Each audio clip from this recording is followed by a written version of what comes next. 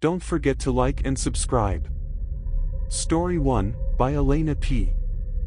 It all began on a chilly autumn evening in downtown Chicago as I returned to my apartment after a grueling 12-hour shift at the hospital. The brisk wind whipped past as I hurried along the familiar sidewalks, my thoughts occupied by the endless demands of my job.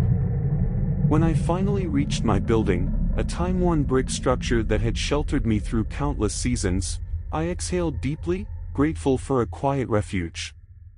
Inside, the building was silent except for the echo of my footsteps on the worn carpet. I climbed the narrow staircase, the sound of each step mingling with the distant hum of the city. In my modest apartment, still dimly lit by the last vestiges of daylight, I began changing out of my scrubs. As I folded each garment with practiced care, a soft, rhythmic knock at the door sent a chill down my spine. I paused, questioning whether the exhaustion of the day was blending with my imagination. With trembling hands, I quickly dressed and moved toward the door. Peering through the peephole, I found only the dim glow of streetlights and an empty stoop. Probably just a prank, I muttered to myself, trying to ease my rising anxiety. I opened the door and stepped out into the corridor, scanning every shadow and corner. Still, there was no sign of anyone. I closed the door, heart still fluttering, and resolved to put the incident behind me. The next morning, I awoke abruptly at 5:30 a.m. to the insistent knock echoing through my apartment. The early light that seeped through the curtains did little to soothe my unease. I lay in bed, tangled in thoughts. Should I get up, or wait a bit longer, hoping it was merely a stray sound? After an hour of restless pondering, I mustered the courage to investigate. I checked the mail slot and the small landing area outside my window, only to find nothing out of place. Yet, the persistent memory of that knock left a knot of dread in my stomach. Before leaving for work, I meticulously secured every door and window, double-checking the locks as if each click could stave off an unseen threat. At work, I confided in a few close colleagues. "It's just odd," I admitted quietly in the break room, describing the knocks that had punctuated my night. They exchanged concerned glances, with one remarking, "That's really creepy, like someone's watching you." Although their reassurances did little to quell my anxiety, I tried to focus on my tasks. That evening, driving through the hushed residential streets, every red light and turn intensified my sense of foreboding. The familiar route home now felt ominous, every darkened window a potential hiding place. When I pulled up in front of my building, my heart sank as I noticed a shadowy figure near the entrance. I slammed on the brakes. The sudden screech startled the figure, who bolted down the sidewalk and into a nearby wooded area.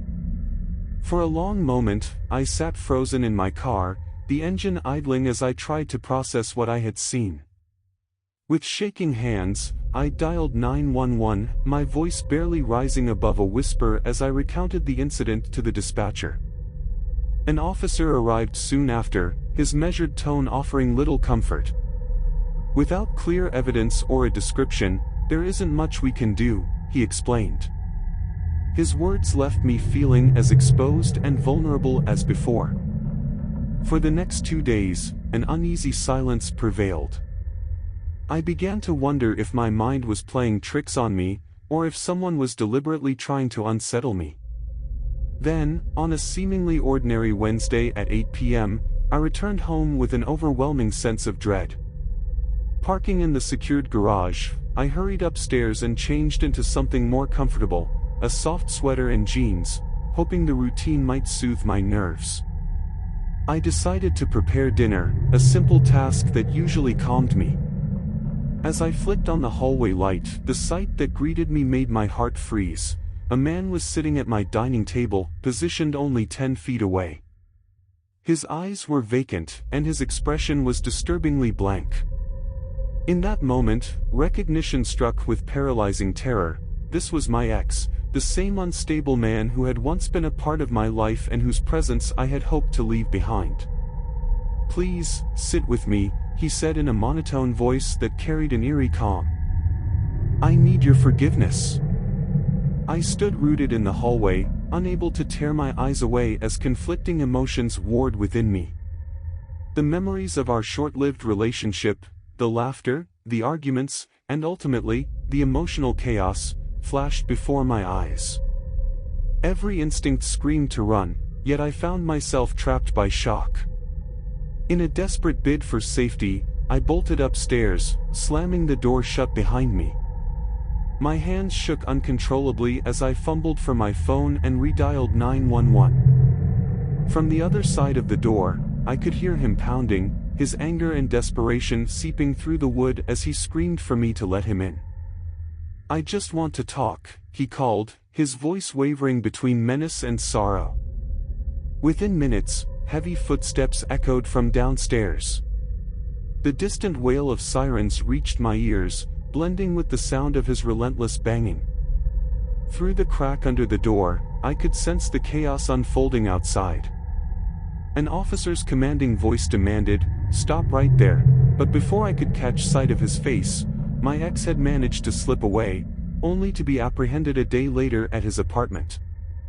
Later, the police revealed that a disturbing trove of evidence had been recovered from his phone, hundreds of photos documenting my daily routines, from images of me returning from work to those taken through my living room windows. These snapshots, captured over a span of 3 months, painted a harrowing picture of an obsession that escalated long after our breakup. Even now, as I lie awake in the quiet dark of night, I wonder how someone I once trusted could transform into a relentless stalker, and I brace myself against the memories that refuse to fade. Story 2, by Riley M. During my gap year before college, I took a job at a cozy neighborhood supermarket in Portland. The store, with its familiar tiled floors and fluorescent lighting, had always provided a sense of stability, a temporary respite before I embarked on my next chapter. Working the closing shift as a cashier, I spent many evenings exchanging friendly smiles with regular customers and engaging in small talk that brightened the otherwise quiet hours. After 8 p.m., however, the pace would slow dramatically. The chatter faded, and the aisles fell eerily silent, leaving me alone with the soft hum of the refrigerator units and the echo of my own footsteps. On one particular evening, as I wrapped up my shift around 10:30 p.m., I glanced at the nearly empty parking lot. Only a few coworkers lingered near the front of the store, their faces lit by the glow of their phones or the soft flicker of streetlights. As I stepped outside, the cool night air hit me, carrying with it a subtle sense of isolation. I parked my car in its usual spot and began walking toward the lot's exit. That's when I noticed an unfamiliar car parked immediately beside mine. Its headlights were on, casting a harsh beam across my windshield. I stopped in my tracks and peered over cautiously. In that moment, I caught sight of a man sitting silently inside the vehicle, his eyes locked on me with an intensity that made my skin crawl. My heart pounded in my chest as I instinctively averted my gaze. "It's probably nothing," I tried to reassure myself, yet the unsettling feeling lingered. The next day at work, I casually recounted the strange encounter to a store manager during a quiet moment behind the register. "I saw this guy last night," I said in a hushed tone, hoping to downplay my alarm. The manager, a practical man with a kind smile, laughed it off. "Maybe he's one of those night shift wanderers." "Don't worry, it happens sometimes," he said, though his eyes betrayed a hint of concern. A few days later, during another closing shift, I encountered a series of events that made my earlier unease feel like a premonition. It was around 8:15 p.m., and the store was almost deserted. While tidying up the shelves, I noticed a man meandering through the aisles. At first, I assumed he was just a curious shopper, but soon I began to observe him more closely. He wandered with no apparent purpose, yet his eyes, dark and fixed, kept drifting in my direction. I tried to ignore him, focusing instead on restocking the bags and straightening the display. But every time I glanced up, I could see him lurking near the checkout lane, his head tilted ever so slightly as if he was studying me. The fear coiled in my stomach, and I felt a cold sweat begin to form. What is he doing here? I wondered silently, my mind racing with questions. Was it merely a coincidence, or was he deliberately following me? I attempted to resume my tasks, but the oppressive feeling of being watched only intensified. As closing time drew near, I methodically turned off the registers and began the final rounds of the evening. Stepping out into the parking lot, I was startled when a sudden burst of bright headlights temporarily blinded me. I halted, my pulse accelerating as I saw a car speeding toward me. The vehicle braked abruptly right in front of my car, and my eyes widened in terror. In a split second, a man leaped from the car and rushed toward my door. I heard him mutter something indistinctly as he aggressively tugged at the handle. With a surge of adrenaline, I fumbled to lock the door, my hands shaking so badly I could barely grip my phone. I managed to dial 911 in a trembling whisper, describing the situation as clearly as possible. The minutes that followed felt like an eternity. I stood in the darkness of the parking lot, listening to the receding sound of his footsteps and the distant murmur of an approaching siren. When the police arrived, their scrutiny of the security cameras revealed nothing more than blurred images, too indistinct to extract any useful details like a clear face or license plate. The case soon grew cold, leaving me with an enduring sense of vulnerability. The persistent fear eventually compelled me to leave the job I once thought was safe, a constant reminder of that harrowing night and the invisible terror that still haunted my every exit. Story 3, by Adrian T. I'm a 22-year-old student at a sprawling university in Seattle, a city where the rain seems to fall in a never-ending cascade. Despite the lively campus life, I often found myself on the periphery of social circles due to my quiet, introspective nature. During my junior year, I decided to try a popular dating app, hoping that digital introductions might pave the way to genuine connections, a far less daunting option than striking up conversations in crowded lecture halls. The first few weeks were a mixture of hope and awkwardness. I matched with several women, exchanged lighthearted messages, and even shared a few jokes. Yet nothing truly resonated. Then, I stumbled upon a profile under the name Isabella. Her profile was a mirror of my interests, an affinity for indie films, a passion for rainy day walks, and a shared love for obscure music. Her photos exuded a warmth that made me believe we could have a real connection. Our conversation began effortlessly, messages filled with witty banter and long, engaging exchanges that lasted deep into the night. After several days of texting, I gathered the courage to suggest meeting in person. How about coffee at that quaint little cafe on Pine Street? I had typed, my heart pounding as I hit send. To my delight, she agreed. On the day of our meeting, I arrived early, finding solace in the soft murmur of the cafe and the comforting aroma of freshly brewed coffee. I reserved a small table in the corner, feeling a mix of anticipation and nervousness. I sent her a quick text, "I'm here, at table 4. Really looking forward to meeting you." Time ticked slowly. As 30 minutes passed without a word, my initial excitement began to dissolve into disappointment. I sat there, stirring my coffee absent-mindedly, replaying every message we'd exchanged. Finally, with a heavy heart, I left the cafe, the damp Seattle drizzle matching my mood as I began the walk back to campus. It was during this walk that an unexpected encounter jolted me from my despondency. A car pulled over alongside me.